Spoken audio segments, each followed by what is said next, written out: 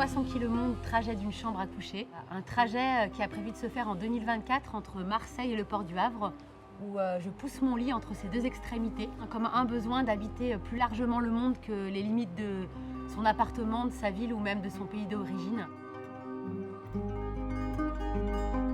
Donc un lit qui vient à passer les frontières visibles et invisibles pour tenter de dire le bruit du monde. Le bruit du monde, c'est comme ça que je l'appelle. C'est justement ce qu'on n'entend pas forcément à la radio, à la télévision, la question des grandes réussites, du pouvoir, de l'économie, mais plutôt des récits liés à l'endroit de l'ordinaire, du commun, qui fait aussi qu'on fait monde à partir de ça.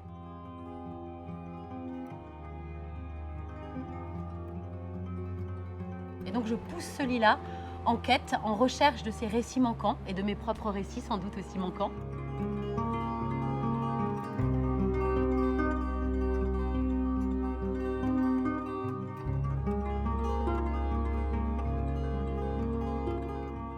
Toi sans qui le monde, c'est à la fois du public non convoqué que je croise sur la route, qui est l'ouvrier là en face de moi qui est en train de travailler, qui est la personne qui décide de suivre en vélo sur la route, qui est le boulanger de Pied-Gros-la-Clastre qui m'a accueilli chez lui.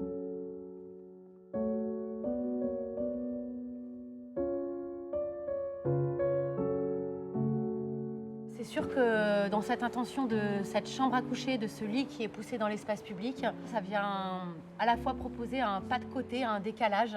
On n'amène pas un lit dans l'espace public, on n'amène pas cette intimité dans l'espace public. Je pars du principe que toute insurrection politique met en place un endroit de décalage dans l'espace.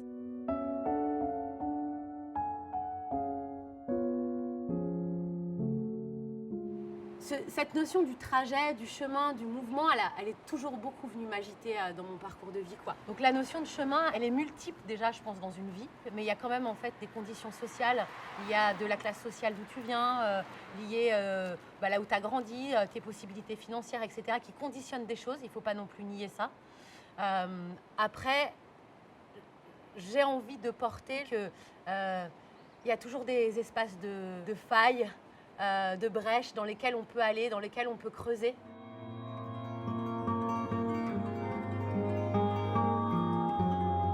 J'ai envie de redéfinir la place de chacun et chacune, que peut-être les places elles sont plus mouvantes et que là en fait la parole elle est donnée à tout le monde puisque les récits manquants que j'écris c'est les paroles des personnes que je croise en chemin. Moi je me sens pas en insécurité.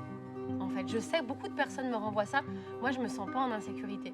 Et c'est pas de la naïveté. C'est juste un endroit de confiance dans l'espace dans lequel on vit. Et je pense qu'on a aujourd'hui justement beaucoup perdu cette confiance au dehors, à l'espace public, où c'est aussi un espace du commun, du vivre ensemble, si c'est le grand mot qu'on doit utiliser, mais en tout cas un espace de vie. Et que c'est pas nos intérieurs des maisons qui sont seulement nos espaces de vie. Moi, je reviens encore sur cet endroit-là de cette volonté de réaménager. Je pars non pas pour m'exclure, non, je pars pour être dans ce monde et vivre avec ce monde. C'est ce que moi j'ai envie. Même si le lit, je le pousse seul, en fait, pour de vrai, j'ai vraiment l'impression qu'on est plusieurs. Et d'ailleurs, une des phrases dans l'écriture que je porte dans Toi sans qui le monde, c'est « On ne dort pas, on marche, nous sommes plusieurs ».